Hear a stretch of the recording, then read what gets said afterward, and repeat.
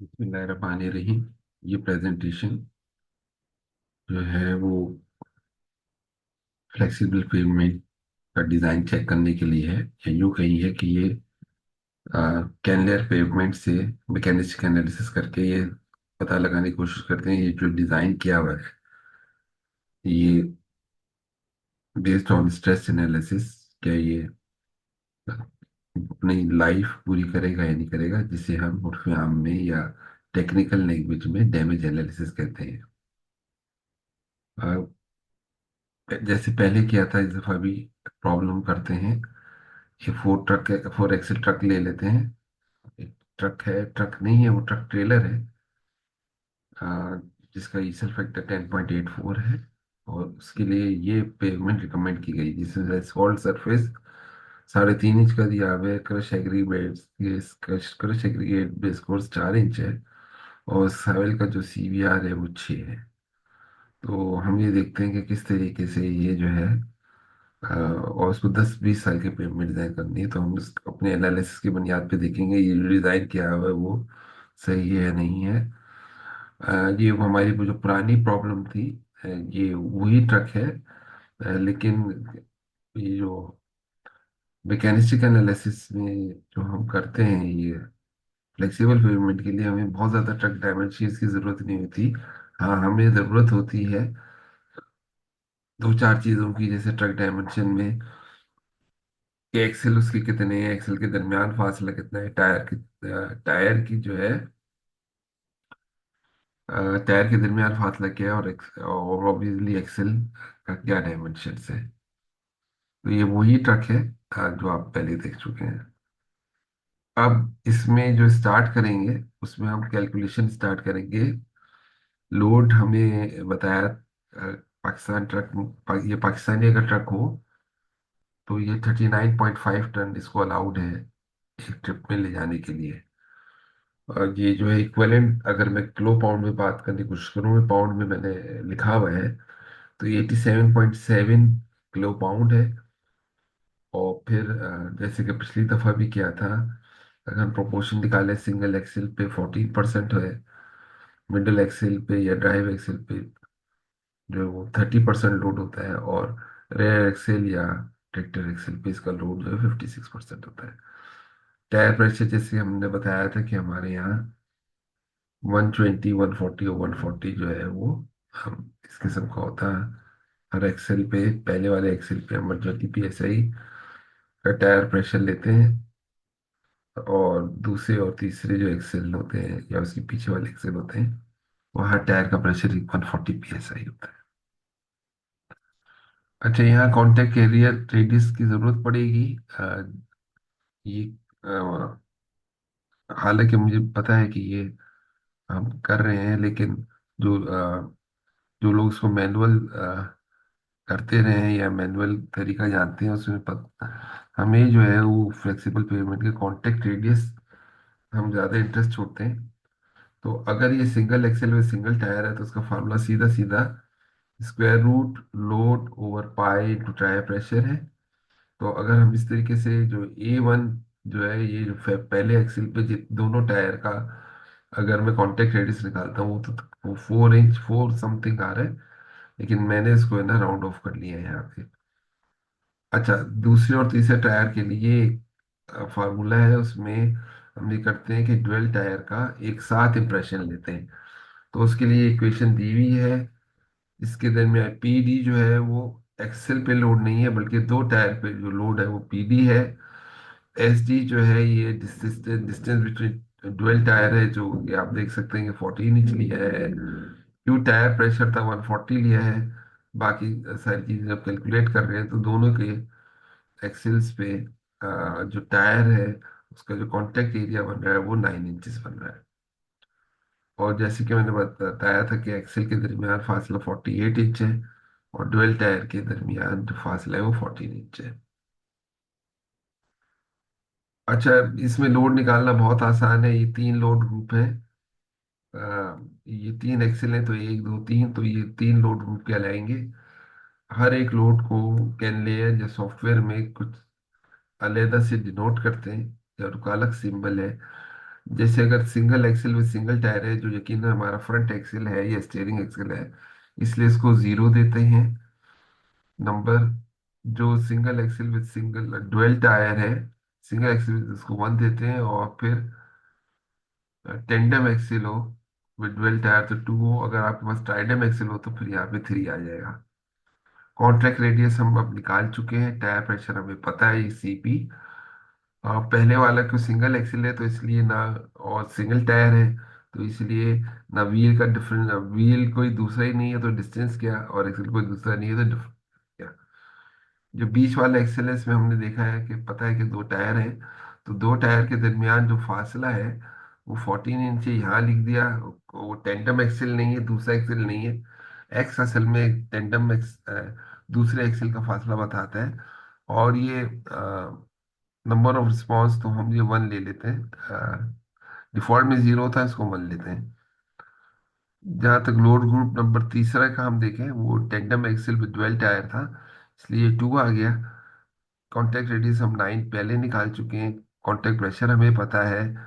और क्योंकि 2 एक्सेल है, टायर के दरमियान फासला 14 इंच है, एक्सेल के दरमियान 48, इसलिए यहाँ पे लिख दिया। ये जब हम एक्सेल में कर लेते हैं तो फिर हमारा सॉफ्टवेयर चलाना आसान हो जाता है। आगे चलें जी। अ, अच्छा, इसमें भी टोटल लोड और रिपीटेशन वैसे ही लेंगे जैसे पिछले सॉफ्टवेयर में किया था, कि जो आपका ट्रक फैक्टर है उसको 20 और फिर 365 से मल्टीप्लाई कर देंगे। ये विंडो है कैनपेव की, जिसमें अब हम लेफ्ट वाला देखेंगे, कि जिसमें लेयर इनपुट को इस्तेमाल करेंगे। ये कैन लेयर जो उसका एग्जीक्यूटेबल फाइल है, इसलिए ये कैन लेयर दिया। इसका ग्राफ देखना हो तो आप ये वेल ग्राफ देखेंगे, एडिटर जैसे, वो दोनों के लिए एक है। चलिए हम इसको ऐसा करते हैं कि कैनपेव को खोल लेते हैं। तो कैनपेव की जब आप खोलेंगे तो आपको ये विंडो नजर आ गई। अब हम उल्टे हाथ पे जाएंगे, लेयर इनपुट देंगे, और इसमें पुरानी फाइल मैं यकीनन खोलूंगा जो मैं पहले से बना चुका हूँ। और उसमें ये मैंने WBase40 कैनलेयर वीडियो के नाम से ये फाइल बनाई हुई है, तो इसको ओपन मैंने कर दिया। अ, पहला में जो, सॉरी, इसके जनरल जो स्टेटमेंट है उसमें मैं बता, अब ये हम लिख देते हैं कि ये WB40,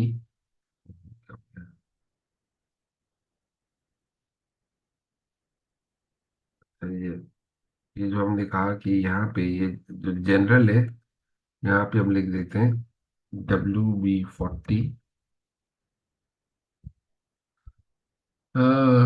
फ्लेक्सिबल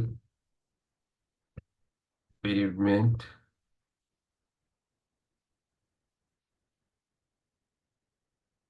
लेवल पेवमेंट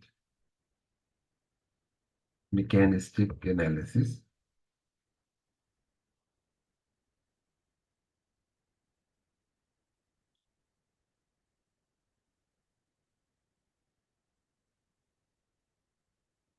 अच्छा, वैसे अगर आप कैन लेयर की फाइल वो खोलेंगे तो आपको डिफॉल्ट में टाइप ऑफ मटेरियल तो ये 1 दिया हुआ होगा। यहाँ पे डैमेज एनालिसिस 0 दिया होगा, हम डैमेज एनालिसिस 1 कर रहे हैं। अच्छा, उसके बाद नंबर ऑफ प्रिंट पीरियड पर 1 ये है। नंबर ऑफ लोड ग्रुप जो हमने कहा कि हमारे पास जो हम स्ट्रक को एनालिसिस कर रहे हैं उसमें 3 मुख्तलिफ जगहों पे एक्सेल्स हैं, इसलिए नंबर ऑफ लोड ग्रुप हमने 3 दिया हुआ है। 4 इसकी लेयर है, और बाकी आपने कुछ नहीं करना, और यूनिट आपके दे देते, ये ओके करके हम यहाँ बाहर निकल आए। फिर ये जैसे जो रेड होते हैं ना, उन्हें आपने क्लिक करना होता है। तो ये लेयर में चले गए, लेयर में पहली इंच हमने 2 इंच ले लिए, दूसरी को हम 1.5 इंच ले लेते हैं जैसे दिया हुआ है। 4 इंच है, और फिर ये है। तो ये असल में 3.5 था, तो मैंने वेरी कोर्स 2 दे दिया और बेस कोर्स 1.5 दे दिया। ये मैंने ओके किया और यहाँ से मैं निकल आया। उसके बाद फिर मॉड्यूलाई में आना पड़ेगा। मॉड्यूलाई में हम क्या करेंगे कि 4 लाख तो हमने एसफॉल्ट वेरिंग कोर्स दे दिया, स्किप मॉडलेस ले लिया। 3,50,000 जो है हमने मॉडल लेस ले लिया एसफॉल्टिक बेस कोर्स का। 30,000 हम क्रश एग्रीगेट बेस कोर्स का लेते हैं। और जहाँ पे हमने सब बेस नहीं लिया हुआ, डायरेक्ट सब ग्रेड है, तो उसका 8,500 ले लिया। हो सकता है थोड़ा बहुत ऊपर नीचे हो जाए, लेकिन बहरहाल बहुत ज्यादा फर्क नहीं पड़ेगा। ओके कर लेते हैं, ओके करते हैं। ये मेरा डन हो गया। लोड सबसे टिपिकल होता है, ये हम पहले निकाल चुके थे, पहले मैं 0 1 2 जैसे बता चुका हूँ। और ये पूरा टेबल हमने डिस्कस कर लिया है, इसलिए ये मैं इसको सिर्फ यहाँ ओके करके निकलता हूँ। मैंने सिर्फ मैं फिर आपसे कहूँगा कि इसको कैन लेयर हो या फिर कैन पे हो या कैन स्लैब हो, इनको पहले जो है उसका डेटा एक्सेल में बना लें, जिससे आपको आसानी होगी। ओके कर दें। ये लोड भी आ गया है जी। अब इसमें डैमेज है। डैमेज में बॉटम टेंशन यहाँ पे 0 होता है। बाकी जितनी वैल्यूज हैं ये यहाँ दी हुई हैं कि क्या क्या है, तो वो ये आपने सिर्फ यहाँ पे ये सिर्फ इसको टाइप करना है, और अगर देखना है कहीं हो सकता है किसी ने गलती से मिटा दिया हो तो वो उसको देखना है, बाकी ये ओके कर दें। फिर अगर ये टाइप का प्रेशर है तो देखिए इसकी भी वैल्यू जो है वो दी हुई है। और आपने कुछ नहीं करना, यहाँ पे अमूमन 0 लिखा होता है, इसको आपने 1 करना है, ओके कर दें। फिर आपसे वॉल्यूम ऑफ ट्रैफिक पूछेगा, ये पहले आप कर चुके हैं। Total number of road repetition जो मैंने 79132 निकाला था अ, पिछली प्रॉब्लम के लिए, और इसी तरीके से यहाँ पे भी हो उस तरीके से किया, तो ओके कर दिया हमने। ओके करके हमने और कुछ नहीं करना है, इसको सेव कर देना है। और सेव करने के बाद हम इसको एग्जिट कर देते हैं। पहले कैन स्लैब चलाते थे, अब कैन लेयर चलाएंगे। इसने कुछ डेटा दे दिया है। अब हमें ये देखना पड़ेगा ये क्या, इससे क्या डिजाइन लाइफ आ रही है। तो हम ये लाइव पे गए, फाइल खुली, और हमने ओपन करने के बाद देखा कि हमने फाइल खोलनी है वीडियो वाली, इसको ओपन किया तो हमें पता चला कि जो डिजाइन लाइफ है वो 48.91 है। तो ये अब हम समझ सकते हैं, हमने 20 के लिए किया था, 48.91 है।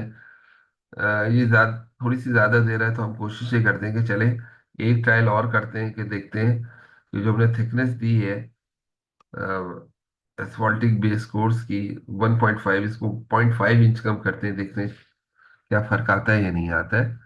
तो इसको मैंने ओके करके, और ये मतलब ग्राफ दिखा दूं आपको जिससे ये लेयर्स बताई गई हैं कि ये देखें, ये पहला टायर था, इसकी पहले वन, ये वैल्यू जो हमने इनपुट की थी नजर आ जाता है, क्रॉस सेक्शन आपको मिल जाता है और प्लान भी मिल जाता है। आप कहें नहीं तो वो दूसरे जो आपके पास लोड कॉन्फ़िगरेशन है ये, आप उसको कहेंगे तो ये कह, आप कहें नहीं। और जब तीसरे में देगा तो फिर ये आपको डिजाइन लाइफ भी कहीं बता देगा। ये डिजाइन लाइफ आपकी लिखी हुई आ रही है 48.92 है। तो ये इसका ये फायदा होता है कि आप विजुअलाइज भी कर सकते हैं कौन सी प्रॉब्लम हमने सोल्व की है।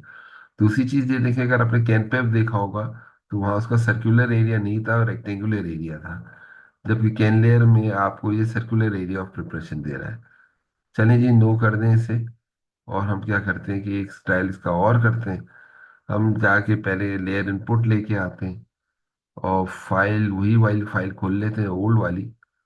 और क्योंकि मैं चेंज कर रहा हूँ तो मैं कोशिश ये करता हूँ जो कोई चीज करूँ तो बजाय इसके तो मैं इसकी कॉपी ऐसे ही बना लेता हूँ, सेव एज करके, कि ये मैं वन ट्राई कर रहा हूँ, ताकि मैं जरा देख सकूँ कि पेमेंट को इकोनॉमिकल को। तो सेव मैंने कर लिया। यहाँ मैंने कुछ भी नहीं करना पूरे उसमें, मैंने सिर्फ लेयर की थिकनेस को चेंज करना, और मैं कह रहा था भैया बेस कोर्स को मैं 1.0 ले लेता हूँ। ठीक है जी, ओके कर दिया। बाकी मैं सारी चीजें कर चुका हूँ। सेव मैंने करके इससे बाहर निकल जाना है, और फिर कैलर सॉफ्टवेयर चलाना है। कोई एनालिसिस वो कर चुका है, हमें देखना पड़ेगा कि ये पहले से तो मौजूद नहीं है। ठीक है, हम एडिटर में चले जाते हैं, और एडिटर में जाके फाइल ओपन करते हैं, और ये जो मैंने नया नाम लिया था इसका ट्राई, वो वाला हम कर लेते हैं, देखते हैं इससे डिजाइन लाइफ क्या थी। जी ये 1.23 हो गई। इसका मतलब ये है कि आप जो है वो एसफॉल्टिक बेस कोर्स की थिकनेस कम नहीं कर सकते, काफी फर्क पड़ेगा। इसलिए हम ये कह सकते हैं कि जो मेरा जो 1.5 है, इससे ज्यादा, इससे कम वैल्यू मुझे इस पेमेंट के लिए नहीं रखनी। तो डियर स्टूडेंट्स, ये मेरा कैन पेव पे जो मेरा टॉपिक था वो अब कंप्लीट हो चुका है। उम्मीद करता हूँ कि मेरी मेहनत और मेरा वक्त जो है, जो मैंने लगाया है वो आपके काम आएगा। जजाकल्ला, अल्लाह हाफिज, टेक केयर।